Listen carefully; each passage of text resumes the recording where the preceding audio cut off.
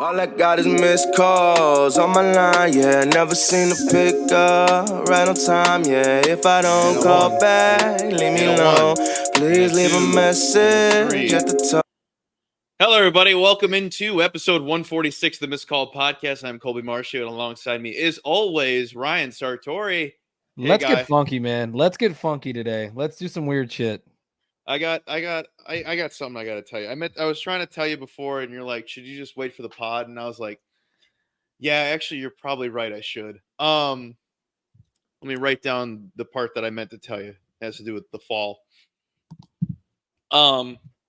So on Friday, I took an Uber home. Hold on. Come along and ride on this fantastic journey as Cub tries to explain a story. All right, so I had a Uber. So I had a Uber on Friday, and it was this guy. This was my first time being in a Tesla. 1, 2. This guy was super professional. I get in. He goes, "Hello, sir.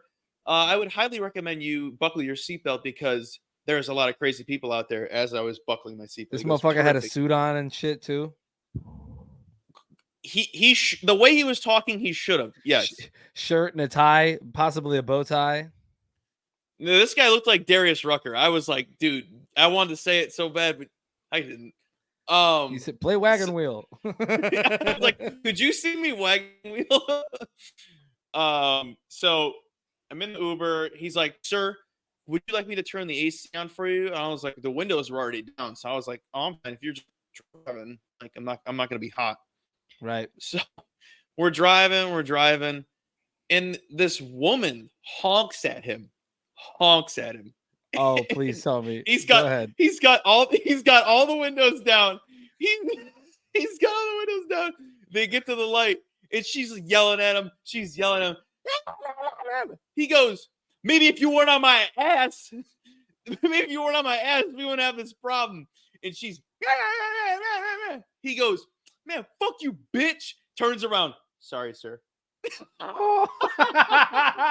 That's exactly where I wanted it to go too, bro. Somebody to fucking honk at him, and he's like, "You bitch ass motherfucker."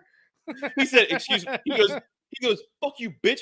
Excuse my language, sir. Turns around and looks at me. "Excuse my language, sir. I'm sorry." I was dying. Hell yeah, dude. Have you ever seen the Key and Peele skit, the anger translator? Yeah. Where it's like it's supposed to be like a play on like Obama needing like, you know, him being so calm, cool, and collected about things, and needing somebody to be like, "Y'all motherfuckers don't know what the fuck I'm talking about. I'm on some next level shit." You know, and it's Obama just being like, you know, "We're gonna come together and collaborate, and, you know, my fellow Americans, we're going to collaborate and make sure that this nation is strong once more." And then it's fucking, I don't know which one it was, jumping in and being like, you bum ass motherfuckers." So to get to what I was trying to tell you before I told that story. So after that, we became like really good friends, and we were just talking. Did you get his number? Right. No. He was, I don't know how old he was, but he was well over my age. Love story. Could have been. We could have wrote a song together. You guys could have kissed at the Kia sales event. Hey, Toyotathon.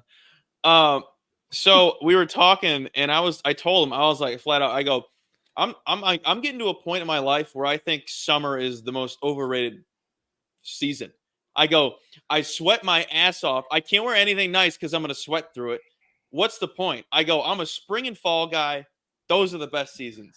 But maybe not even spring, right? Like I'm fully on board for fall as the best season. And I don't know that many people would put up a fuss about that. I think most people would tell you fall's the best. And I think bigger people, specifically, being myself, would tell you that fall is the Fat Boy Fall, right? Is the best. FF, Fat Boy Fall. Or would it be FBF? Like a division of college football. I don't know. FFF, Fat Fall Friday. No, because fat is a lifestyle, not a day, Cub. You don't get to. That's why I'm the janitor. But summer is still good. I think summer still has a lot of intangible qualities that you want, right? Like you want to know what it is? The things AC, because it feels so good. AC is great, but like the things to do are multiplied because you're able to be outside, albeit in, 90, sometimes 100-degree weather. Summer is still valuable for the fact that, like, hey, I'm going to go hang out outside, or they have this event in 100-degree happening. weather? But In like, 100-degree no, weather. but I'm saying maybe they have Let's an go have event dinner going on. outside. Let's go have dinner outside where the temperature outside is hotter than the plate of food. You're not a dummy. You know that in the summer there are innumerable things to go do versus any other season. In the No, you're spring, right. people are holding off till that nice first weekend to go do things or have their events and stuff. And that's the signal of like summer is here, right? They don't want to get rained out. They don't want to get, one of those frozen spring weeks that are just kind of weird and crazy. And in the fall, same thing. The rain comes back. You don't want to get washed out. You don't want it to be too cold.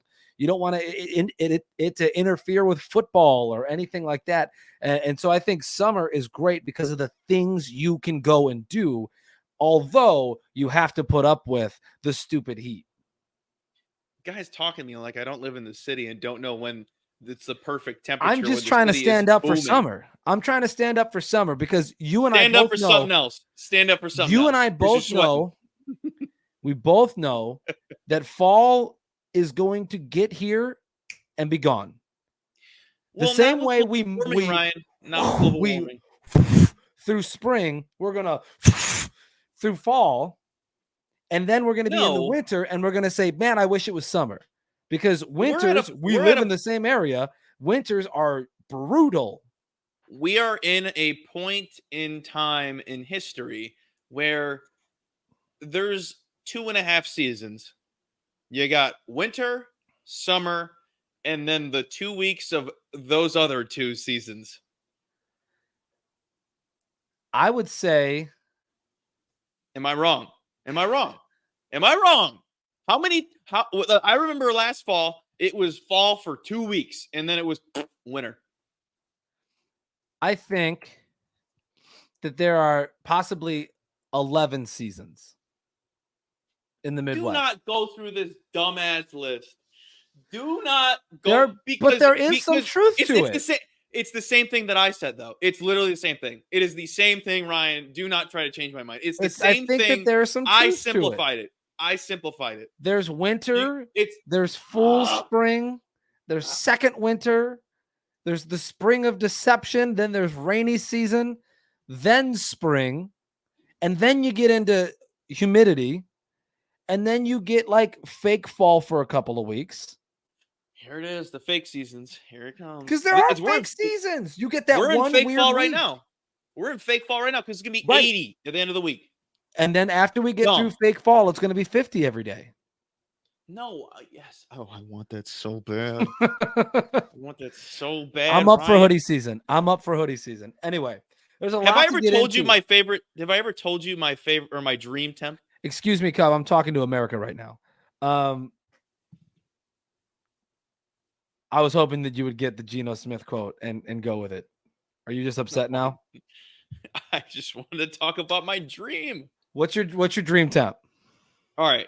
So it's every time in my head it's a Saturday because college football's on. So it's a Saturday morning around 9:30. College game day's on. You have a hoodie and shorts on, and you got all the windows open, and a nice cool breeze rolls in, creeps up on your legs, and you're like, 60? wow, no. 50, 48, 50.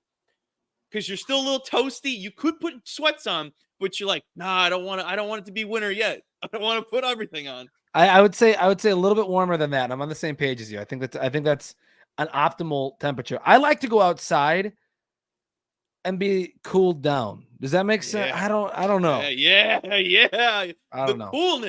The coolness. It's but there's great. There's a part where you step outside and the air starts to hurt you again, and that's when you know you're in winter. Well, that's life. Yeah. Anyway, enough talk about weather. We're acting like we're fucking grown men or something. Lots of sports to get into. Cub, if you will, we ended the last podcast with a pretty serious and impassioned rant on my end about Mel Tucker and the happenings at Michigan State University. And we have just today, as we're sitting down recording this on Monday, are finding out that Michigan State is in the process of terminating Mel Tucker for cause, which is great news for everybody out there on the side of good people who make well-intentioned decisions and don't put the feelings, emotions, and futures of others in jeopardy. Mel Tucker is being terminated for cause. He's set to lose $70 million that's left on his deal. He signed in November of 21, 10 years, $95 million. Over 80% of that, or maybe 80% of that, is being left on the table and will be absolved because of his actions. Sicko. Yeah, it's sicko. But this is, I think, what everybody was calling for. I understand Michigan State holding off and making sure that they could recoup money out of this deal and not just, giving him the axe right away.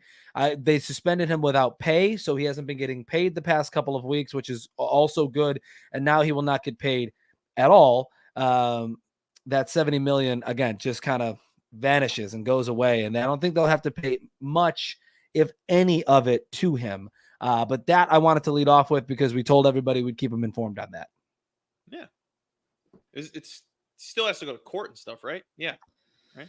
Yeah. Mel Tucker, that process still all has to go through court to see if he'll be, convicted of whatever allegations are against proven him. Guilty.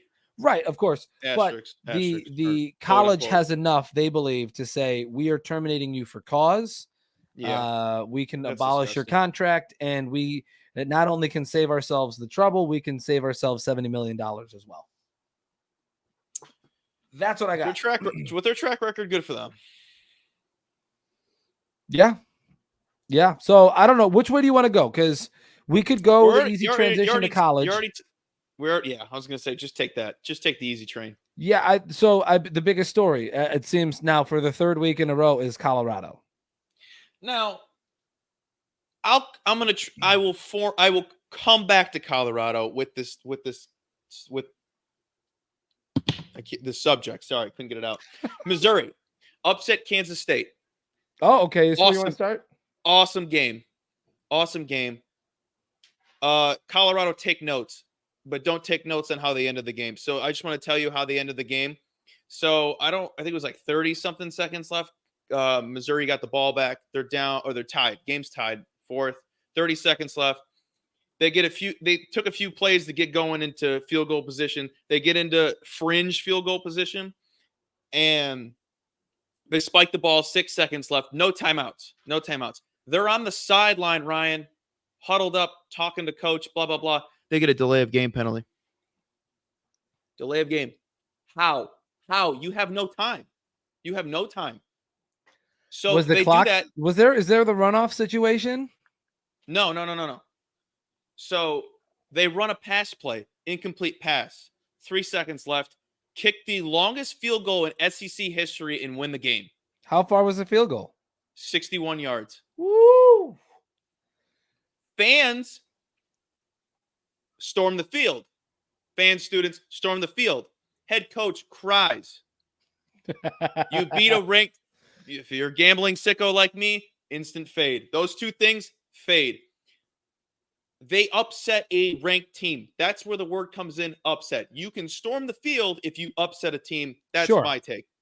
Colorado, you should be absolutely fucking embarrassed with yourselves. You were 23-point favorites, and you stormed the field in double overtime. You guys are a bunch of losing culture fucks. Devil's advocate. Is it okay to storm the field playing a rival? When the rival's been talking shit about you all week. I don't give a shit. That is embarrassing. Is there anything to be said for that? Like Michigan, let's say Michigan's playing Michigan State, just for off the top of the head, the two teams that came to my head. Michigan's playing Michigan State. Michigan is going to be favored in that game 10 times out of 10.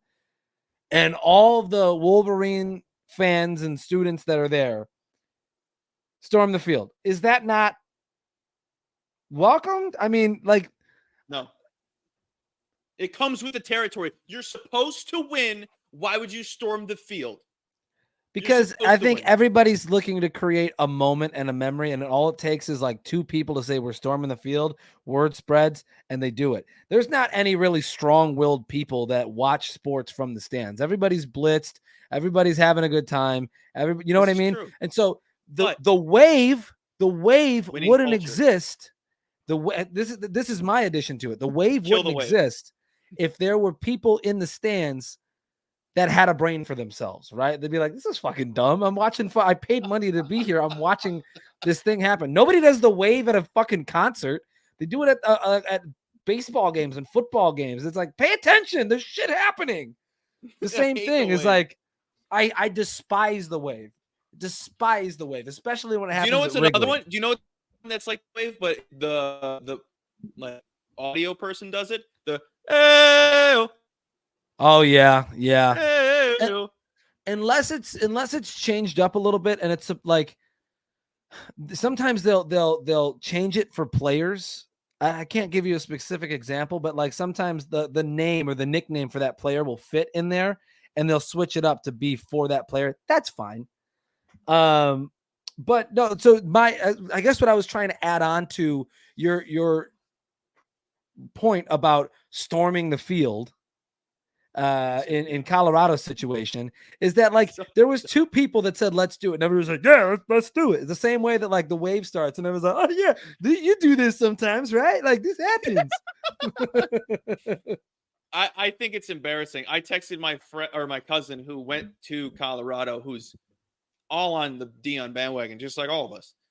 And I go, absolutely embarrassing that they stormed the field. He agreed. I was like, at least you're not an idiot.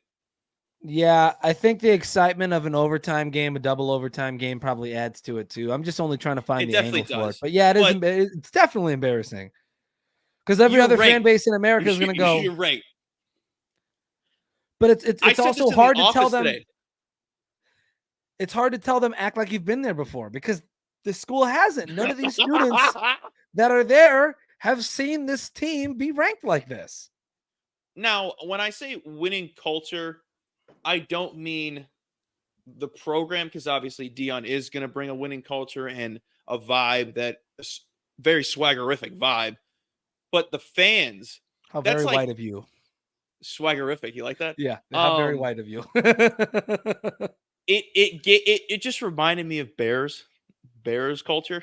So I got really pissed. Win a couple games and act like you're on top of the world. Oh my God. So let's talk about that game for a second. Is it embarrassing at all that Colorado State hung as tightly as they did and led as long as they did in that game?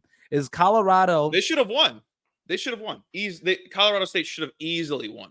So what does that tell us more? That Colorado State is worse in the clutch and can't hang on to a lead, or that Colorado State isn't clutch and can't hold on to the lead, or that the Buffaloes are kind of a pretender, as we've been all trying to like parse through this, because there's still so much to be desired and there's still so much to talk about this game. But that's the first question, I suppose. I mean, we've been saying it for 3 weeks. Yeah, that their time is coming. I bet Colorado thinking that they were going to murder them. I thought there was going to be a 30-point win, but the more I less thought about it, and after I like bet it, and I was like, oh, I'm sold on this. I regret not thinking about it more, because more and more focus became on they're going to murder them. They're going to murder them. Excuse me. Dion is selling sunglasses. That right there should have triggered my betting brain to say Colorado State is going to stay in this, which makes no sense, Ryan. Makes no sense. Sure, Colorado State has a pretty good offense. Colorado has a overrated defense. They're not good. Colorado State. I said Colorado State's offense is good, right? It's just that's the thing. It's so hard. It's so everybody's hard. Going to understand. I hope that everybody understands that when we inevitably fuck up, CSU has a good offense. Colorado, bad defense. I would like for you to explain to me why Dion selling sunglasses equals Colorado State is hanging in this game. Take me on that journey. it's I don't know how to explain it, but it's just my gambling brain. It's just there's so much talk and so much chatter about one thing, and people are forgetting about the other. It just in my head it makes sense. I'm a big data set guy, right? Like I need like Mhm. a good amount of data to be like, I'm sold on Yeah, this thing, on this player, on the whoever, yeah. right? Like That's me I with need baseball. like when you've been a gambler for X amount of years, or when you've watched enough sports, right? And you have a large data set and you like your brain is able to pick out like, okay, we're doing this, we're doing that, we're doing this, we're doing that. Like you see little things like Dion selling sunglasses before a game screams, oh my God, this dude sold $1.2 million worth of sunglasses and then Yeah. lost, right? Like the storyline starts to like almost Mad Libs put itself together in your head, and you're like, yeah, this guy's out, right? Like that's my approach to like um fantasy football a lot of times is like when I'm trying to figure out who I'm going to start and It's whatever, I'm like like, betting a dude on his birthday, Ryan. It's like betting a dude on his birthday. betting a dude on his birthday is always the wrong idea. The Chiefs covered yesterday. I don't know what you're talking about. Whose Yeah, birthday was it? suck on that. It was Patrick Mahomes' birthday. Oh, was it? Yeah. No, but okay, saw so that. like I saw personal that. Did not think bet it. personal performances on birthdays. Alex Rodriguez. One dude? I think he has the most home runs on a birthday in MLB Everybody history. has birthdays, Cub. Some people are born in December like me. Everybody has a birthday. I should have been a basketball player. I don't know. But the game was fun. I think the Deion Sanders effect is at full blast right now because my households that I've lived in have always watched football because I have been in the house. I am the one turning the football on. But on Mhm. Saturday, I was at a wedding 2 hours away from my childhood home, Mhm. and my mother and grandmother decided Goat. to turn the game on and watch it in its entirety, This is which a long game. it was an incredibly long game, and they watched until double overtime was over. So it's like they feel compelled to watch it because they remember Deion and they like the way Yeah. that he, talks during College Game Day or Big Noon Kickoff or whatever. Like they see this stuff, and so he's taking over the country. Oh yeah. He's a transcending guy. I had a friend in high school. Remember how you used to set your middle names on Facebook as something weird? And Mhm. his middle name on Facebook was Trendsetter, and I think that's what Deion's new middle name is. So it's Dion, Prime Primetime, Trendsetter, Prime Time Trends. Trendsetter, Ooh, Coach Primetime Prime. Trendsetter is pretty good. Yeah, that's a good one. Also, can I just make a quick statement about being called Coach Prime?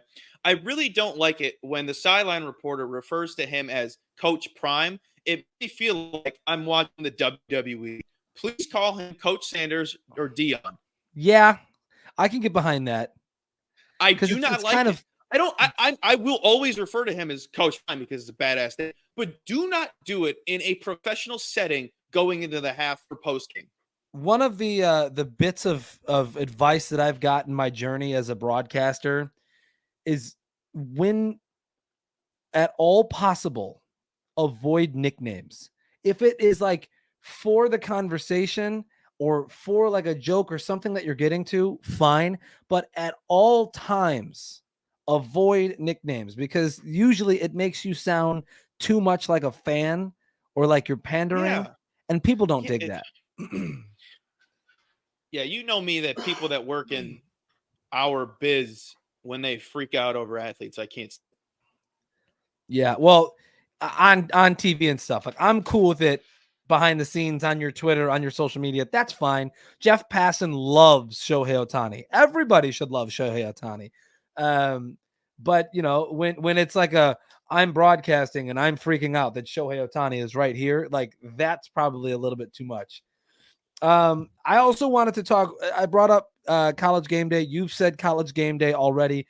One of the staples of that show forever and always is number one Lee Corso, but for 26 years, it has been his donning of a new headgear every Saturday afternoon for 400 times now. He made his 400th pick this weekend, and the Buffalo's head, Ralphie's head, was the one that he threw on, which I think is so interesting. If they just could have flip-flopped the Buffalo Colorado State game and the Texas Alabama game, it would have been a lot more fitting for him to throw on like a Crimson Tide head, or a head that he's thrown on so many different times. Yeah, Ralphie's really random. Ralphie is a random one. But did you get a chance to watch Game Day at all on Saturday? I saw the clips. I saw how him and Herb Street got emotional. They're like father son, but I've always said that. It's so awesome. Yeah. It is a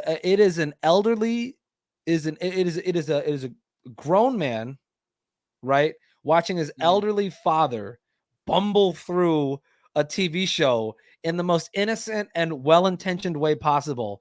And I love when Kirk looks over at him and he's like, what is this guy going to say? I said a lot of this last week on the episode, but like it happens every single week, and every time it makes me smile because I know what I'm looking for. Yeah. The last thing that I wanted to do in relation to Colorado is the whole situation that played out with the DB and wide receiver. Overrated hit. What was his name? Travis Hunter. I thought overrated hit. I don't know how you meant. Not targeting at all. Yeah, no. It are you sure? I was shocked he didn't get. Huh? Now that I'm hearing that and I'm processing that, are you sure that wasn't targeting? He was just shoulder. Like targeting is usually with the head. I was shocked he didn't get targeting. And I get that. The reason why I'm trying to downplay it, one, is because I really hate that he's getting cyberbullied and threats. He's getting dragged on social media, and that should never be acceptable. At the college level, we should always just let these guys be guys. They deal with enough as it is.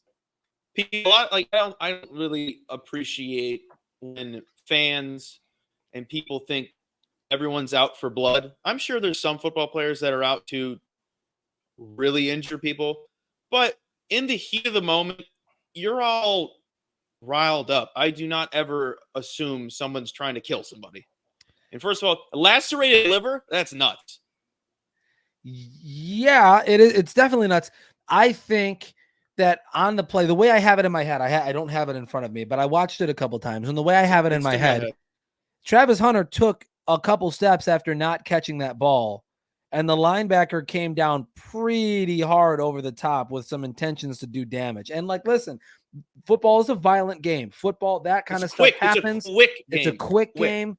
I'm not expecting that linebacker to process that in the moment, but I do think with how intense the game was beforehand, with how intense the game was right before kickoff, it's a rivalry game. Like, I do think that there was probably some premeditated malice in that hit.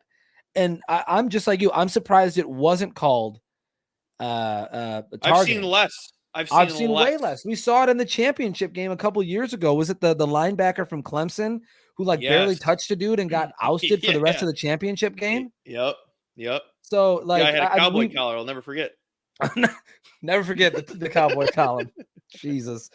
And then I think that you made some really good points in the video you posted on our socials at Call Podcast about Jay Norvell and the comments that he made before the game about Deion. Oh God. Did you listen? You didn't watch the game. They were talking about his comments on the broadcast, and they were saying how he didn't intend that for Deion. And don't make they were literally trying so hard to play devil's advocate for what he said and make him look good and he's like, he has so much respect for Deion. Dude, don't make that comment. And second of all, no fucking shot his mother had that conversation with him. That's a father conversation. Yeah, well, unless unless there's not a father around. I don't know what Jay Norvell's situation is, but a lot of times there are mothers that have to play both roles. But I can agree that that's probably a conversation Dad has with you if Dad is there. But no, I the best part of the game was afterwards when Norvell and Sanders meet at midfield and Shadur's right next to Dion and gives him the fucking watch like he did to the boys at Nebraska the day before or the week before. Oh, I hate that. I hate that.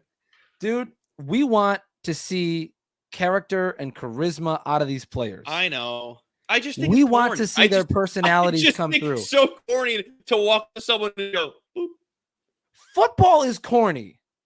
It's the new middle finger. I'll give him that. Football is corny at its root, dude. Like being a football guy and all the isms and little things that you have to buy into is corny. There's a lot of corny shit in football that we inevitably love because it's just like, man, these guys are the coolest. They're warriors. They're deities in some of our minds, right? It's like some of that stuff just comes with the territory. As like we might think right. we might have never done this. But like, imagine being like iron sharpens iron to somebody in the office and then being like, what the fuck? Somebody in our field might get it. But like, if you're doing that at an accounting firm, the dude at the accounting firm is going to be like, what are you talking about?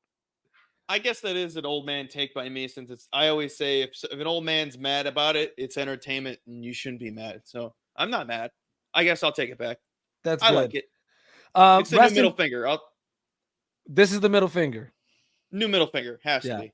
Rest in peace, Rocky Top, after losing to Florida for I think a 10th straight time. That was a pretty egregious loss to a team that is not good. Good old Rocky Top. Rocky Top is now unranked. Alabama, I think they're really on the hot seat right now too. They won, was it 17-7 over UAB? Things are looking a little weird. Dead. They don't have. They might be dead. They might be dead. They have switched back to Jalen Milroe as of today. Yeah.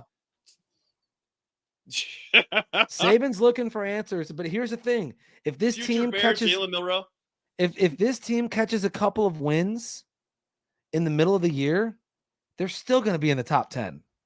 Oh yeah, come on! They catch a couple big ones in the middle of the year, and they're gonna. AP is going to be like, we think they're still good. Bama. Yeah.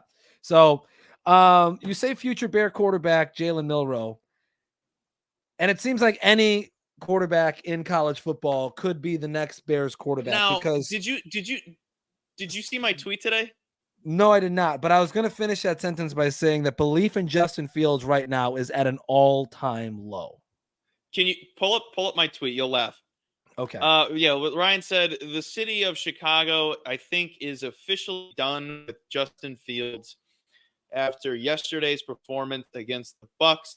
He's slower than he has ever been. He's everyone thought he was going to progress. He is not even near the word progress.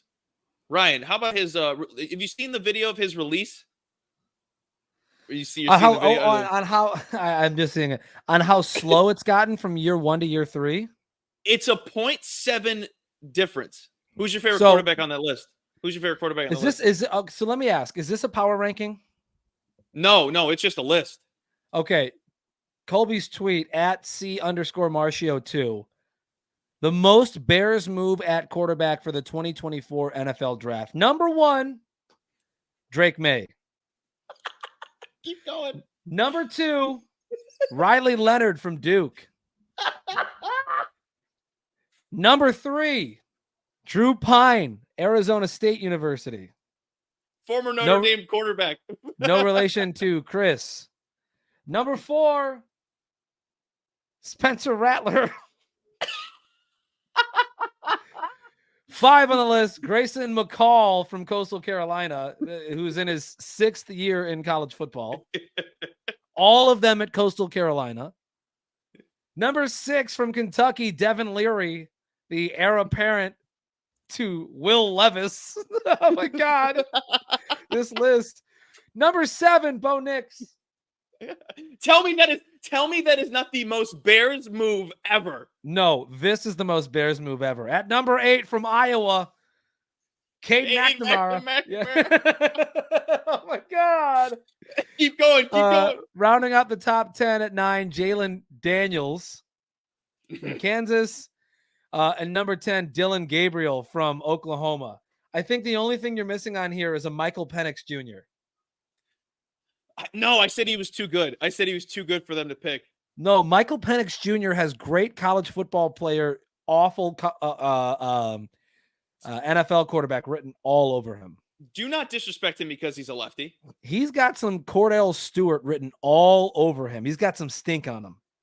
Now, for the people that don't understand that list, that was a facetious list that is basically saying the Bears will take the wrong quarterback again, and it'll try to spice it up, and the city will love them. So, Chicago, I give you Dylan Gabriel. Dylan Gabriel, you are a Chicago Bear. Getting into that game, though, dude, like, there isn't anything good to take away from this team. As of September 18th at 5:30 at night, there is nothing good about this team right now. I told you before the show, I don't want to go long on this because it's the most redundant thing we're going to be talking about every single week. It's embarrassing. Yeah, there's not much that we can say that national pundits, Chicago pundits aren't already saying about this team. Or you're thinking to yourself. Or like anybody with a set of eyes can see a very clear regression in Justin Fields from last year to this year, which is nuts considering the talent that is in the wide receiver room this year and just in his receiving core this year. Like, you upgraded from Pettis and Equanimeous St. Brown and Darnell Mooney to Claypool and DJ Moore. I almost forgot DJ Moore's name because they didn't use him at all. And Darnell Mooney, right? Like, there's that upgraded feel to that room, but they can't do anything with it. Justin Fields missed a wide open Roschon Johnson on a seam route on a little wheel out of the backfield. And like, it's going all over Twitter right now. Here's the thing. I'm regretfully out on Justin Fields. At this moment, I am regretfully out on Justin Fields. I'm also very out on Luke Getsy, the play caller and offensive coordinator for this Bears offense, who ran 3 screen passes in a row from the same formation on the goal line with a quarterback that has no confidence in himself right now. He's playing men. You know, when you're like, I'm gonna get this play eventually. That's what I said on Twitter. It's like Luke Getsy is like, oh, well, that didn't work. Oh, that got called a penalty. I really like this play. I want to use it right here. I got to make sure that I use it right here because it's my favorite play. I love using this play. I know I can get it to go for a touchdown because the defenders are going to do that. Oh, wait. Oh, it's intercepted. God damn it. It's intercepted. Like, Getsy's not doing anything productive for Fields right now. It almost feels like he's coaching the fun out of Justin. And what is it exactly that Matt Eberflus does? Yeah, he's the defensive-minded head coach that in an offensive league. In offensive league, which is the Bears' number one problem. I'm officially done seeing posts on polls. I'm sick of seeing tweets by people who write articles on Chicago sports. Not big outlets, but I know they write for that people. And they'll have tweets. Huh? I was going to say, who's that one writer that we used to dunk on all the time? Oh, my God. Eric Lambert. Eric Lambert. Yeah, we still hate Eric Lambert. Dude sucks. I'm sick of seeing like big tweets about blah, blah, blah, blah, blah, the Bears, this and that. It's Justin Fields' fault and the offensive coordinator's fault. I still trust polls. Why? Because he makes good decisions that are off the field. He makes shit on paper look sexy. That's why you trust polls. I don't trust anything he's done yet because look how bad Eberflus is, and look what we could have had. We could have had Dable if they really wanted. They didn't even interview Mike McDaniel. That feels like a we didn't interview Deshaun Watson at the combine situation, right? Like with the previous regime, when they didn't interview Deshaun at the combine, like not interviewing Mike McDaniel in the cycle when they had the opportunity to hire a head coach seems like 1-1 equals, you know what I mean? I'm going to be very Gen Z real quick, Ryan. It's don't say giving. It's giving Chicago White Sox GM. We can't really say anything. That, again, data set, right? Like data set. I'm talking about how they don't interview people. It's just, this is our guy. This is him. Yeah. Here you go. That's all I meant. Data set I don't understand. On creating rosters is different than data set on game-to-game operations. Enough of Matt Eberflus to know that he is not the coach. I don't know if Ryan Poles is going to be the GM, right? Like, but I can confidently say that if Matt Eberflus was fired tomorrow, I'd be like, yeah, that makes sense. If Luke Getsy was removed from play calling duties, I'd be like, yep, that makes sense. Right? The Bears are winless since October 24th of 2022. They've lost 12 straight games. I cannot claim this stat as my own. It came from Fox in the post-game recap after the Bears lost to Tampa Bay this week. The Bears are the first team in NFL history to lose 12 games in a row and give up 25 or more points in all 12 of those games. Cub, why is this so bad? Why is it that 25 points in a row have occurred in 12 straight games, all of them being losses? It's so bad because in each of the Ryan Poles drafts, I think 10 of the players have been defensive selections. They spent $70 million on linebackers. They can't stop anything. This triggered an old memory we have doing this show. We said this years ago, and we still stand by it today. We want this team to get absolutely embarrassed every single week until they change. And guess what? We're still getting it, and it ain't doing anything. The thing is, Colby, is that you're not going to get a big change, the kind of change you need. We talk about it starts at the top. We talked about this with the White Sox weeks ago. Like, it starts at the top, and that means ownership. And I love the tradition of the NFL. I love the tradition of certain teams. I hate the tradition of this team. I hate the tradition. It used to be novelty. I mean, maybe that's the thing. It used to have value, and now it's just novelty that the Bears are still family owned from an original creator of the NFC and the NFL, right? Like, you won't see this team sold until at least 2026 when they move into their new stadium.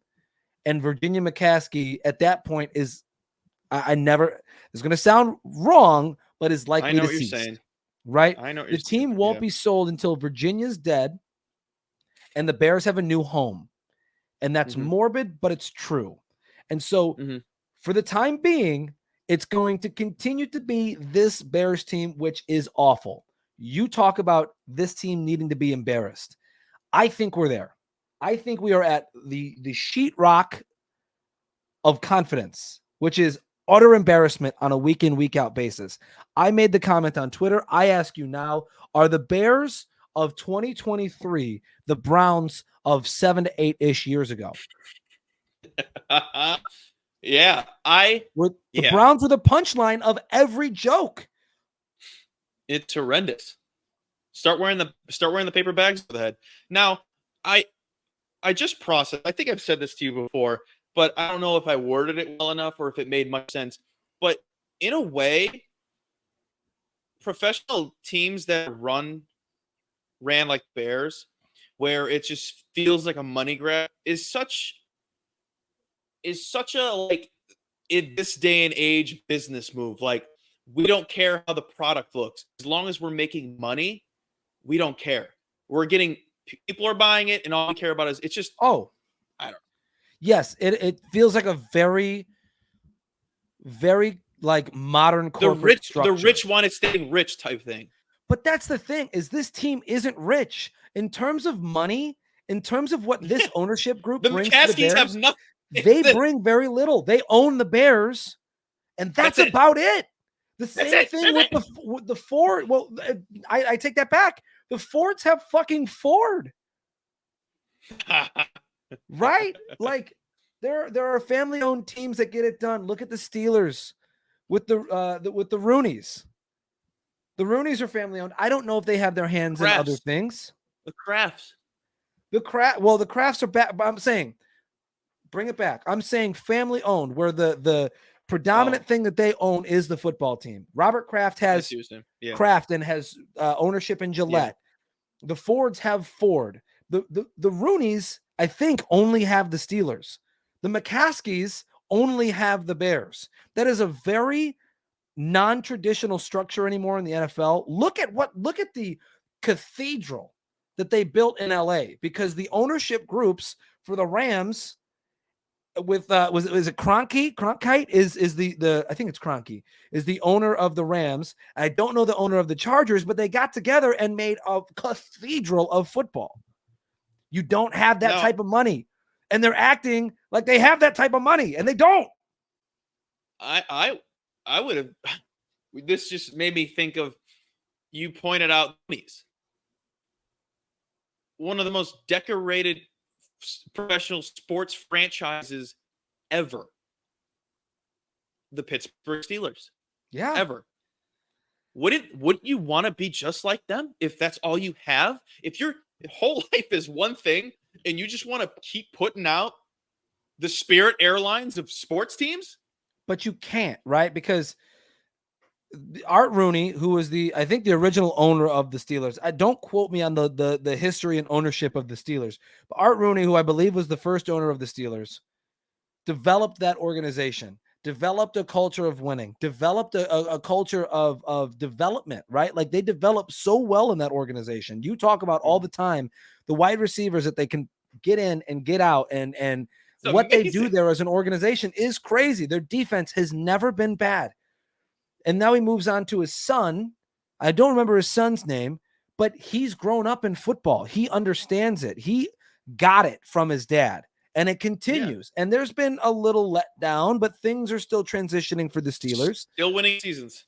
They're still winning seasons. They still have a dude at the helm of the ship who gets it, in Mike Tomlin, and they're not going to just give up on that guy. But like you look at the Bears, Virginia is almost 100 years old, if she's not 100 already. And her sons have been bumbling idiots since they've taken over the team. Both of the McCaskey brothers are fucking stupid. Hundo. She's 100. She is almost as old as the NFL itself. Yeah. They don't talk about the age people who just love to live forever. Sister Jean and Virginia McCaskey. There's still so much to get into for the rest of this episode, and I want to move off of this, but move on. The Bears don't have young ownership, and when I say young ownership, like somebody who is young enough to understand us and old enough to like get the elder statespeople, right, and marry the two and have an aggressive ownership. Like I'm talking about in LA, like I'm talking about in Philly, like I'm talking about in these different areas where like you can see them invest in the players and invest in the on-field product and the stadium and all of that. The Bears don't have that. They've got something old and dusty and traditional, and it just needs to be ripped apart and never put back together. They need somebody who listened to Def Leppard at their peak and enjoyed it. That's what I want. Moving on. What the fuck? I was gonna say the Cranberries, but I was like, I don't think Ryan knows who that is. What's in your head? Zombie. All right. You want Cowboys, to talk about the Cowboys? Yeah, go ahead. Yeah, the Cowboys defense is for real. I don't know. Like, I've just got a couple bullet points of things that I wanted to say. Is like the Cowboys defense is ridiculous right now. Also, Zach Wilson is still Zach Wilson. The Seahawks, so sneaky good. For like the past 3 or 4 years, they have been sneaky good so many times. You're like, surely they don't have enough talent on that roster, right? Geno Smith is the quarterback, and aging Russell Wilson is there. Who's their running back? Chris Carson's neck is broken. And still, every year, they find a way to chip away. And the Seahawks come in and take down somebody that NFL fans and some pundits want to crown as champions already in the Detroit Lions. And they sneak one away in overtime. And they play an entire 4 quarters of football, 5 quarters of football, really, and really steal a good one. I don't know how they get so sneaky good all the time. Could it be good leadership? Gasp. The fan was too shocked to speak. Now, I think we would be a couple of dumbasses if we just didn't cover the biggest thing that is going on in this league. I regret not talking about it last week, but here we are. Taylor Swift and Travis Kelce. Dude, you're worked up about this. It's because I don't want those worlds to collide. It's a PR stunt. It is so fake. And I hate the broadcasters. Oh, the blank space. Oh, no, look, anti-hero. Get out of here with that, bro. Ian Eagle is one of America's best play-by-play broadcasters, and he flexed his muscles so hard on everybody. I hate it. It was so good. I hate it. Okay. It was said 6 more times after that. Well, then there's an issue with that. But yes, okay, do you want there's Mahomes rolling out of the pocket, thrown into the end zone for a touchdown, Travis Kelce with the grab, and the Chiefs take a 2-score lead? Or do you want what Ian Eagle gave you, which is a moment that here we are repurposing it as content, right? Like it is the modern broadcaster's job is to report things on a play-by-play basis, but also I think have fun. You can create more worth in yourself if you're able to tie in things like Taylor Swift to a football broadcast when you know across the country there are wives, girlfriends, fiancés, etc. that know the name Taylor Swift and will perk up, will be like, did he just make a Taylor Swift reference? Yeah, baby. There's rumors that him and Taylor Swift are dating. Oh, well, he's kind of cute. I think I like him. And not like Ian Eagle did such a good job with that. You don't understand. Like women out there everywhere are fans of the Kansas City Chiefs now because that one guy might be dating Taylor Swift. I will get all aboard this if I am granted one wish, and that is this. I need Chris Collinsworth to say, here's a guy who's dating a girl that knows how to write. Something like that. I need him to make one, but it'd be so corny that it doesn't reference anything except Taylor. Like, here's a guy who's dating a girl that writes songs or something like that. I need here's a guy. I need one of those. I'm trying to see when the first Sunday night football game is for the Chiefs.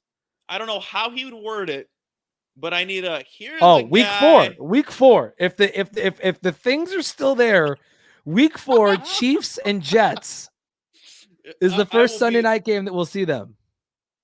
I will be all aboard this if I'm granted here's a guy, and then here's a guy that's trying to climb a pretty tall tree there, Mike, and then reeling in Taylor Swift. And right there, he reels in a pass from Patrick Mahomes. Man, look at that grab going up there like a center in basketball. This guy. Here's a guy that loves blondes all of a sudden. Here's a guy that's a different type. You can't tell me that I might not be a great impersonation, but in terms of the words and how he was going to do it, pretty good. Yeah, that was I'm proud of myself for that. What a play by Mahomes. Yeah. That's right, Chris. Talking about fucking Tirico. Now it doesn't make any sense to me because